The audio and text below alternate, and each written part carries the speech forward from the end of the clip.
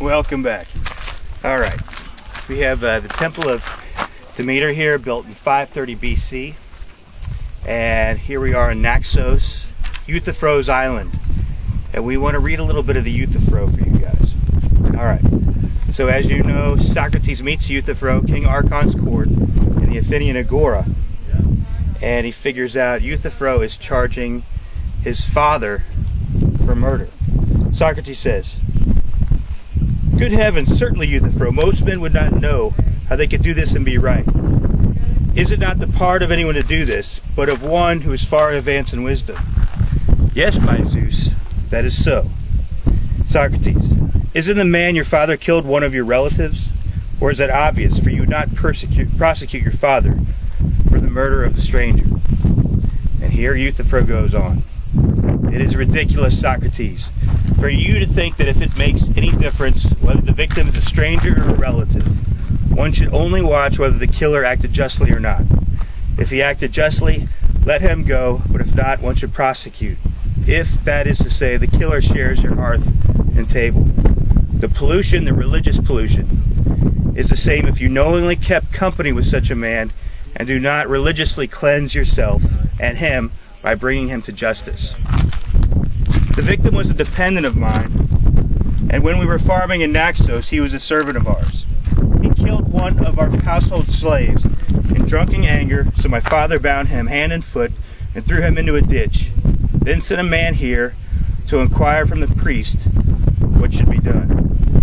During that time, he gave no thought or care to the bound man as being a killer, and it was no matter if he died, which he did. Hunger and cold and his bonds caused his death before the messenger came back from the seer.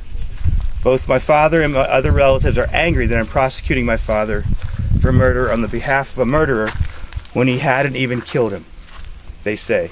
And even if he had, the dead man does not deserve a thought, since he was a killer. For they say it is impious for a son to prosecute his father for murder. But their ideas of the divine attitude to piety and impiety are wrong, Socrates." So, let's take a look at the countryside. Euthyphro's father had a farm somewhere in Naxos. And I want you guys to modernize this example. So say you lived on a farm with your father and you had 200 acres. You had a lot of servants. You have one servant, a few servants that have been there for 40 years, and you've known them all your life, all 20 years of your age. And then you have a drifter, and your father hires them. And one night, this drifter who's working for your father gets drunk and angry and kills basically your uncle, a servant you've known all your life.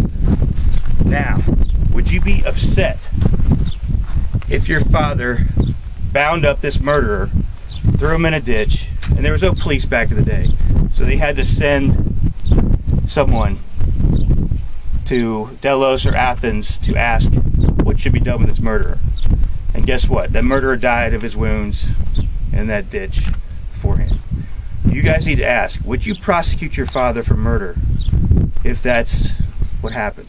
If your father committed manslaughter to a guy who murdered your uncle on the farm. All right, we will say goodbye from Yorula Sangri on Naxos.